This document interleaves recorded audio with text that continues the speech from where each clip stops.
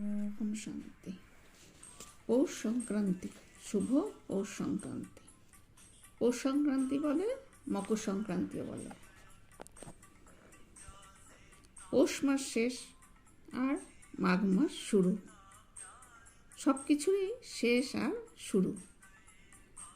সপ্তাহ শুরু হয়, শেষ হয়, এরকম জীবনও শুরু শেষ আছে, আবার যুগও শুরু শেষ আছে।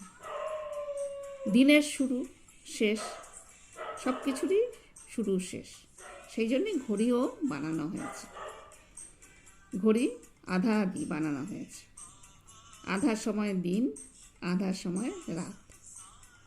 12 হিসেব করেছে, তাই না?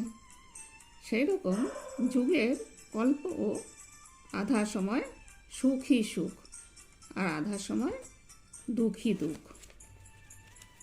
মকর সংক্রান্তি, মকর সংক্রান্তি কেন বলে? মকর হচ্ছে একটা সামুদ্রিক জীব, দেখতে ঘোড়ার মুখের মতো। গঙ্গার বাহন বলে। গঙ্গার বাহন কেন? জ্ঞান, ভগবানের ওই দিব্যগুণের শক্তি। তোমার ঘোড়ার এই বিকৃতিরূপী মন যেন পরিবর্তন হয়। মনকে তো ঘোড়ার সঙ্গে তুলনা করা হয়েছে, কেন মন আমাদের লাফিয়ে লাফিয়ে চলতে থাকে, তাই জন্যই ঘোড়া দিয়ে বোঝানো হয়েছে। কুম্ভ মেলা, কুম্ভ হচ্ছে কলসি। দিব্য গুণের মানে ঈশ্বরীয় যে শক্তি, তার দ্বারা কলসি যেন পূর্ণ হয়।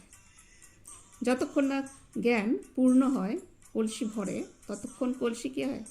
ছলক ছলক করতে থাকে, ছলকিয়ে পড়তে থাকে। তার মানে অহংকার বিকার যায় না।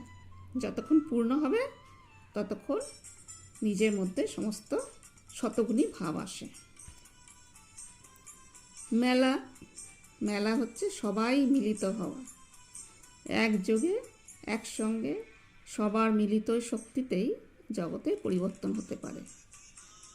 সেই জন্য নিজেকেও পরিবর্তন করতে হয় আর সবাইকেও পরিবর্তন করে জগৎকে সুন্দর করতে হয়। এইভাবে একটা সৃষ্টিচক্রের জগতের নিয়ম চলছে। তা জগতের সুন্দর আর জগতের কুরু এসবই ঘড়ি কাটার মতন, দিনের রাতের মতন এইভাবেই চলতে থাকে। আজ এই পর্যন্ত। শুভ মকর সংক্রান্তি।